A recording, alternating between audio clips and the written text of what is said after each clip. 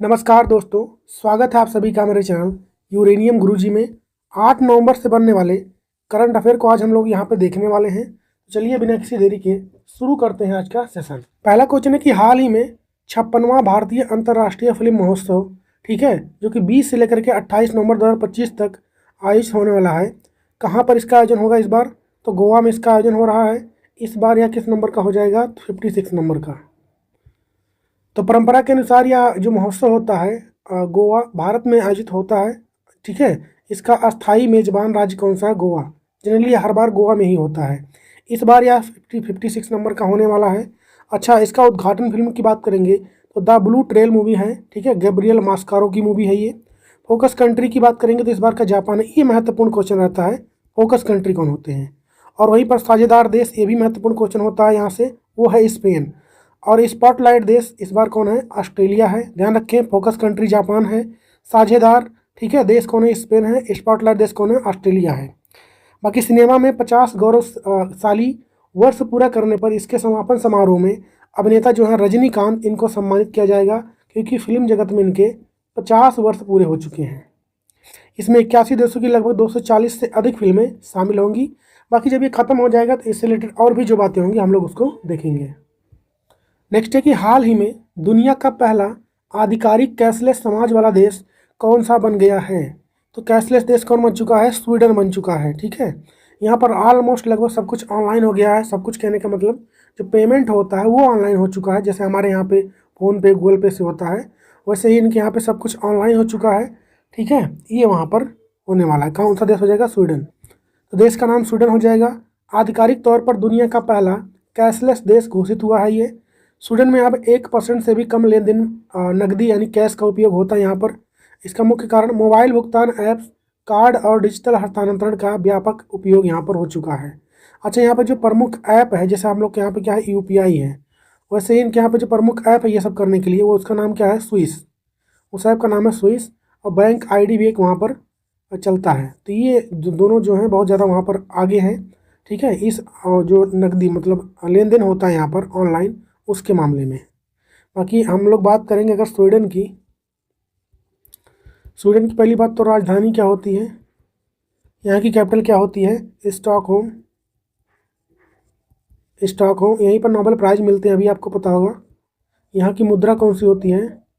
तो corona. Corona यहाँ की मुद्रा होती है, इसको भी आपको ध्यान रखना है। KRONA होता है। नेक्स्ट क्वेश्चन है कि हाल ही में राष्ट्रीय गीत जो कि भारत का है, वंदे मातरम, इसके 150 वर्ष पूरे होने के अवसर पर बिहार के पटना में आयोजित कार्यक्रम को निम्नलिखित में से किसने संबोधित किया है? तो इसको संबोधित तो किया अमित शाह जी ने। देखो, पूरे देश में वंदे मातरम जो सॉन्ग है इसके लेकर के कुछ ना कुछ कार्यक्रम आयोजित किया गया है। उसमें इसके बारे में आपको बताना था मुझे, तो मैंने क्वेश्चन ले लिया है। यह पटना में हुआ है, ये अमित शाह जी इसको वहाँ पर लीड कर रहे थे। बाकी भारत का राष्ट्रीय गीत है वंदे मातरम। तो हाल ही में राष्ट्रीय गीत वंदे मातरम के 150 वर्ष पूरे होने के उपलक्ष्य में बिहार के पटना में आयोजित उत्सव को केंद्रीय गृह मंत्री अमित शाह ने संबोधित किया है। अमित शाह ने इस अवसर पर लोगों को स्वदेशी अपनाने की शपथ दिलाई है, मतलब स्वदेशी सामान यूज करें आप लोग। उन्होंने कहा कि 2047 तक भारत को महान और आत्मनिर्भर बनाने के लिए वंदे मातरम से प्रेरणा लेने का समय आ चुका है। इस गीत को 1875 में, ये इंपॉर्टेंट रहेगा स्ट्रेटेजी के पॉइंट, कि इस गीत को 1875 में बंकिम चंद्र चटर्जी ने लिखा था और यह भारत के स्वतंत्रता आंदोलन का एक प्रमुख मंत्र बन गया था। अच्छा, प्रधानमंत्री नरेंद्र मोदी ने भी राष्ट्रव्यापी समारोह का शुभारंभ किया और देश भर में विभिन्न मंत्रालय और संस्थानों ने सामूहिक रूप से इस गीत को गायन किया है। बाकी इस गाने का रचयिता वही बंकिम चंद्र चट्टोपाध्याय हैं। रचना वर्ष कब हुआ था? तो ये 1876 में इसको बनाया गया था, ठीक है। अच्छा, मूल रूप से संस्कृत और बांग्ला भाषा के मिश्रण से लिखा गया था, ये जब लिखा गया था, ठीक है। कहाँ से लिया गया था? तो यह गीत जो है बंकिम चंद्र के प्रसिद्ध उपन्यास आनंद मठ, जो कि 1882 में उन्होंने प्रकाशित हुआ था, उससे लिया गया है। पहली बार गाया गया ऐसे पहली बार 1896 में भारतीय राष्ट्रीय कांग्रेस के कलकत्ता अधिवेशन में इसको सार्वजनिक रूप से गाया गया था, ठीक है। पहले कलकत्ता था, अब कोलकाता हो चुका है। संगीत की बात करेंगे तो इसका संगीत जदुनाथ भट्टाचार्य ने तैयार किया था और हम लोग राष्ट्रीय गीत के रूप में अपनाया। कब गया भारत में ये भी महत्वपूर्ण क्वेश्चन रहेगा आप लोग के लिए। 24 जनवरी 1950 को भारत की संविधान सभा द्वारा इसे राष्ट्रीय गीत यानी नेशनल सॉन्ग के रूप में आधिकारिक तौर पर अपनाया गया था। तो ये भी आपको ध्यान रखना है। ये है आपका वंदे वंदे मातरम। ये भारत का क्या है, राष्ट्रीय गीत, राष्ट्रीय गीत है। और हमारा राष्ट्रीय गान क्या है, राष्ट्रीय गीत और राष्ट्रीय गान जो है अलग अलग होते हैं। वो आपका है जनगणमन, जनगणमन अधिनायक है, ये आपका राष्ट्रीय गान है, इसको ध्यान रखें आप लोग कमेंट में बताइए कि राष्ट्रीय गान जो है किसने लिखा था। अगला क्वेश्चन है कि हाल ही में जारी यूबीएस ग्लोबल वेल्थ रिपोर्ट 2025 में कुल घरेलू संपत्ति के मामले में भारत किस स्थान पर रहा है। तो भारत इसमें 6वें स्थान पर रहा है। आप लोग कई जगह देख रहे होंगे 14th नंबर बताया जा रहा है, तो वो दूसरी कैटेगरी, इसमें 2 कैटेगरी में लॉन्च हुआ। ये तो ओवरऑल 6वें पे है भारत पूरी दुनिया में।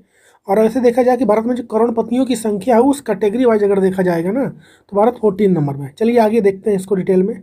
तो रिपोर्ट को जारी किसने किया है, तो यूबीएस एक स्विस बहुराष्ट्रीय निवेश बैंक और वित्तीय सेवा कंपनी है ये, ठीक है। शीर्ष देश की बात करें कुल संपत्ति के मामले में, संयुक्त राज्य अमेरिका जो है पहले स्थान पर रहा है। कुल संपत्ति मतलब पूरी दुनिया की संपत्ति का टोटल 39.7% इन्हीं के पास है।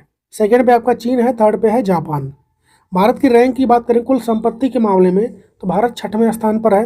अच्छा, भारत की रैंक करोड़पतियों की संख्या वाले में बात करेंगे, अगर 10 लाख से अधिक डॉलर वाले करोड़पतियों की संख्या के मामले में भारत 14वें स्थान पर है, और इस कैटेगरी में भी अमेरिका ही पहले स्थान पर है। अच्छा, कुल वैश्विक संपत्ति में भारत का हिस्से की बात करेंगे, 3.4% का हिस्सेदारी भारत का है, इसको आपको ध्यान रखना है। नेक्स्ट क्वेश्चन है कि हाल ही में स्पेस किड्स इंडिया द्वारा विकसित भारत के पहले इलेक्ट्रिक रॉकेट का नाम क्या रखा गया है, तो उसका नाम रखा गया है वायुपुत्र। क्या नाम हो जाएगा उस रॉकेट का, वायुपुत्र हो जाएगा। तो रॉकेट का नाम है वायुपुत्र, ठीक है। किसने बनाया है इसको, डेवलपर कौन रहे हैं, तो स्पेस किड्स इंडिया जो कि चेन्नई में स्थित एक एरोस्पेस ऑर्गेनाइजेशन यानी संगठन है। खास बात किसके बात करेंगे, तो यह एक इलेक्ट्रिक संचालित पर्यावरण के अनुकूल रॉकेट है जो पारंपरिक ठोस ईंधन के बजाय बिजली का उपयोग करता है। मतलब इलेक्ट्रिक व्हीकल टाइप का है, इसको समझ सकते हैं। बैटरी लगेगा इसमें, जो कि पहले की जो होते थे ये मतलब, ठीक है, रॉकेट जो होते थे वो सॉलिड जो फ्यूल का उसका प्रयोग करते थे, वो एटमॉस्फेयर से ऑक्सीजन लेकर के। तो ऐसा कुछ नहीं होने वाला, जलने वाला नहीं उसमें, ठीक है। बाकी शून्य उत्सर्जन, जीरो इमिशन, किफ़ायती यानी अफोर्डेबल और पुनः प्रयोग यानी रीयूजेबल डिजाइन पर केंद्रित है ये। इसकी ऊंचाई मैक्सिमम भी जो ट्रायल किया गया है 6 किलोमीटर ये जा सकता है, इसको भी आपको ध्यान रखना है। अगला क्वेश्चन है कि हाल ही में बोस्टन ग्लोबल फोरम और एआई वर्ल्ड सोसाइटी ने किसे 2025 विश्व शांति और सुरक्षा नेतृत्व पुरस्कार से सम्मानित किया है। तो ये किया गया है गुरुदेव श्री श्री रविशंकर जी को। क्या नाम हो जाएगा, गुरुदेव श्री श्री रविशंकर। आपको फोटो में ये दिख रहे हैं यहाँ पर। तो जो इनको दिया गया उसके पुरस्कार का नाम क्या हो जाएगा, 2025 विश्व शांति और सुरक्षा नेतृत्व पुरस्कार, इसका नाम हो जाएगा world leader for piece and security award. किसने दिया है, तो बोस्टन ग्लोबल फोरम और एआई वर्ल्ड सोसाइटी ने इनको दिया है। जीता किसने, तो गुरुदेव श्री श्री रविशंकर ने। आर्ट ऑफ लिविंग जो है ना, उसके संस्थापक हैं ये। स्थान की बात करें कहाँ पर दिया गया है, तो हार्वर्ड यूनिवर्सिटी मानी विश्वविद्यालय संयुक्त राज्य अमेरिका में एक समारोह में 3 नवंबर 2025 को यह पुरस्कार प्रदान किया गया है।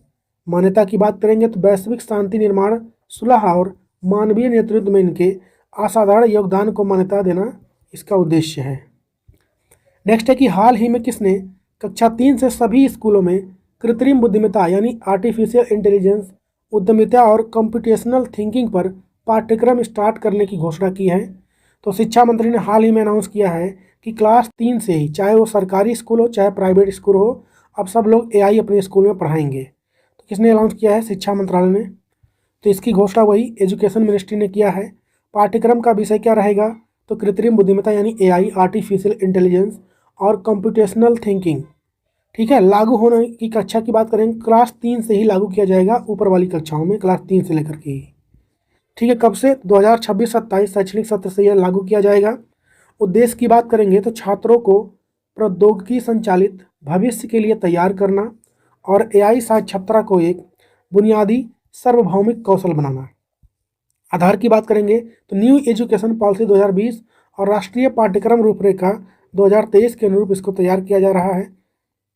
पाठ्यक्रम विकास की बात करेंगे तो सीबीएसई द्वारा गठित विशेषज्ञ समिति जिसको लीड कौन कर रहे हैं यानी अध्यक्षता कौन कर रहे हैं, तो आईआईटी मद्रास के प्रोफेसर हैं कार्तिक रमन। ये इसको मतलब डिसाइड करेंगे, इसका पाठ्यक्रम जो सिलेबस कैसा हो ये डिसाइड करने वाला है यहाँ पर। अगला क्वेश्चन है कि हाल ही में चीन ने दुनिया में पहली बार थोरियम से किस ईंधन में सफलतापूर्वक रूपांतरण किया है, तो चाइना ने अभी थोरियम को यूरेनियम में कन्वर्ट किया है, थोरियम फ्यूल को यूरेनियम फ्यूल में कन्वर्ट कर दिया है। तो ऐसा करने वाला दुनिया का पहला देश कौन बन गया है, चाइना। उपलब्धि की बात करेंगे तो थोरियम, ठीक है, जो 232 होता है इसको विखंडनीय यूरेनियम 232 ईंधन में परिवर्तित यानी फ्यूल में कन्वर्ट कर दिया है। कैसे? थोरियम पिघला हुआ नमक रिएक्टर, यहाँ पर जो है पिघला हुआ इनका नमक एक रिएक्टर इनका काम कर रहा है, उसी से ऐसा किया गया है। रिएक्टर का प्रकार क्या है, तो यह एक 2 मेगावाट तरल ईंधन, ठीक है, लिक्विड फ्यूल वाला प्रयोगात्मक रिएक्टर है। इसमें जो पिघला नमक लिखा हुआ है, ठीक है, पिघला नमक, ये कूलेंट का काम करता है, इसका काम करता है कूलेंट काम करता है रिएक्टर में। इसको ध्यान रखना है आपको। कहाँ पर हुआ है, तो गासू प्रांत के बूबेई शहर में, गोबी रेगिस्तान में जो कि स्थित है, ठीक है, वहाँ पर। बाकी लाभ की बात करेंगे तो थोरियम यूरेनियम की तुलना में 3 गुना अधिक प्रचुर मात्रा में उपलब्ध है धरती पर। यह कम रेडियोधर्मी कचरा पैदा कम भी करता है और पारंपरिक रिएक्टरों की तुलना में ये सुरक्षित भी रहता है, तो ये इसकी खास बात होने वाली है। बाकी अगर ये पूछे कि न्यूक्लियर रिएक्टर जो होता है, न्यूक्लियर रिएक्टर जो होता है, इसकी खोज मतलब पहली बार इसका आविष्कार किसने किया था, आविष्कार इसका किसने किया था, तो हेनरिक फर्मी ने किया था। किसने किया था, हेनरिक फर्मी ने इसका खोज किया था, इसको आपको ध्यान रखना है, ठीक है। बाकी फ्यूल के रूप में जनरली हम लोग इसमें यूज क्या होता है, यूरेनियम 235 का इसमें यूज होता है, इसको आपको ध्यान रखना है, ठीक है। अच्छा, जो नॉर्मल होता है न्यूक्लियर रिएक्टर, उसमें कूलेंट की जगह पे क्या प्रयोग करते हैं, अगर ये पूछ लिया आप लोगों से, कूलेंट को बोलते हैं हिंदी में शीतलक, ये भी लिख लीजिए आप लोग। कूलेंट को हिंदी में क्या बोलते हैं, शीतलक। यहाँ पर ग्रेफाइट का प्रयोग किया जाता है। किसका प्रयोग किया जाता है, ग्रेफाइट, या फिर D2O यानी भारी जल का प्रयोग किया जाता है, भारी जल का प्रयोग किया जाता है, ठीक है। ये सब आपको ध्यान रखना है। बाकी यूरेनियम का जो एटॉमिक नंबर होता है वो कितना होता है, 92 होता है पीरियोडिक टेबल में, इसको भी ध्यान रखना है। हम लोग बढ़ते हैं आगे। अगला क्वेश्चन है कि हाल ही में दूरसंचार विभाग ने समृद्ध ग्राम बेसन भौतिक सेवा पायलट परियोजना निम्नलिखित में से किस स्थानों पर स्टार्ट किया है, तो ये 3 जगहों पर स्टार्ट हुआ, आंसर हो जाएगा इसका डी। चलिए हम लोग आगे देखते हैं। तो परियोजना का नाम क्या है, समृद्ध ग्राम भौतिक सेवा पायलट परियोजना, समृद्ध ग्राम फिजिकल सर्विस पायलट प्रोजेक्ट है ये, ठीक है। उद्देश्य की बात करेंगे तो भारत नेट के बुनियादी ढांचे को लाभ उठाते हुए भौतिक यानी फिजिकल और डिजिटल सेवाओं के संयोजन से ग्रामीण भारत को बदलना और डिजिटल डिवाइड को पाटना है। कहने का मतलब जो भारी भरकम हिंदी का वर्ड लिखा है, इसका मतलब ये है कि गाँवों में भी जो कि नेट वगैरह है इसकी कनेक्टिविटी बेहतर हो पाए, वाईफाई वगैरह, ताकि वहाँ के लोग भी डिजिटलाइज हो सकें। जैसे कि खेती वगैरह हो गया तो ऑनलाइन वो अपने सामान को बेच पाएँ, या फिर और कोई भी दुकान वाले हो गए, सब कुछ ऑनलाइन हो पाए। सरकार की कोई स्कीम है तो वो भी वो ऑनलाइन जान पाएँ, सब कुछ खुद ही कर पाएँ, ये इसका उद्देश्य रहने वाला है। किस किस जगह पर शुरू हुआ, एक तो मध्य प्रदेश के अरी और उमरी में स्टार्ट हुआ है, आंध्र प्रदेश के नरकोडरू में स्टार्ट हुआ है, और उत्तर प्रदेश के चौरावाला में स्टार्ट हुआ। 3 जगहों पर स्टार्ट किया गया है पायलट प्रोजेक्ट, यानी अगर सब कुछ सफल रहा तो इसको हर जगहों पर धीरे धीरे लागू किया जाएगा। मुख्य विशेषता की बात करेंगे तो प्रत्येक गांव में एक समृद्ध केंद्र स्थापित किया जाएगा जो एकीकृत डिजिटल सेवा केंद्र के रूप में काम करेगा। प्रदान की जाने वाली सेवाओं की बात करेंगे, वही मैंने बताया आप लोग को, शिक्षा और कौशल विकास, स्वास्थ्य सेवा, कृषि हो गया, ठीक है। और कृषि में कैसे, तो मिट्टी की जांच करना हो गया, ड्रोन की मदद से छिड़काव करना हो गया फर्टिलाइजर वगैरह का, ई गवर्नेंस, ई कॉमर्स और वित्तीय समावेशन, ये सब इसके उद्देश्य हैं। नेक्स्ट है कि हाल ही में दुनिया का पहला सफ़ेद इबेरियन लिंक्स कहाँ पर देखा गया है, तो ये आपका देखा गया है स्पेन में। अगर बात करेंगे कहाँ पर देखा गया है, ये दक्षिणी स्पेन और के जायने प्रांत में देखा गया है, पहली बार ऐसा जीव देखा गया है। अच्छा, खोजकर्ता की बात करेंगे, इसे स्पेनिश वन्यजीव फोटोग्राफर एंजल हिडाल्गो जो हैं, इनके द्वारा कैमरे में से कैद किया गया है। प्रजाति की नाम बात करेंगे तो क्या नाम है उसका, इबेरियन लिंक्स इसका नाम है, ठीक है। इसका वैज्ञानिक नाम होता है लिंक्स पेरिडिनस, इसको आपको ध्यान रखना है। और हाल ही में जन केंद्रित स्मार्ट शहर इस थीम के साथ विश्व नगर दिवस 2025 कब मनाया गया है? 31 अक्टूबर को ये मनाया गया है। ये क्वेश्चन छूट गया था हम लोग का, ठीक है। बात करेंगे प्रत्येक वर्ष यह 31 अक्टूबर को मनाया जाता है। थीम क्या है? जन केंद्रित स्मार्ट शहर, पीपल सेंटर्ड स्मार्ट सिटीज। शुरुआत की बात करेंगे, संयुक्त राष्ट्र महासभा द्वारा स्टार्ट किया जा रहा है, यूएन जनरल असेंबली द्वारा 2013 में शुरू किया गया था और 2014 में ये पहली बार मनाया गया। वैश्विक आयोजन स्थल की बात करेंगे तो बोगाटो कोलंबिया, ठीक है, यहाँ पर इस बार इसका 2025 में आयोजन किया गया है। बाकी आज का सेशन यहीं पर ख़त्म होता है। आप लोग होमवर्क क्वेश्चन है कि प्रोजेक्ट चीता के तहत हाल ही में बोत्सवाना से भारत में कितने और चीते लाने की घोषणा की गई है? इसका जवाब छापेंगे आप लोग कमेंट में। सेशन कैसा लगा आप लोग कमेंट में बताइए और वीडियो को अपने दोस्तों के साथ ज़्यादा से ज़्यादा शेयर कीजिए, लाइक कीजिए। ख्याल रखिए अपना। हम लोग मिलेंगे कल की वीडियो में, तब तक के लिए जय हिंद।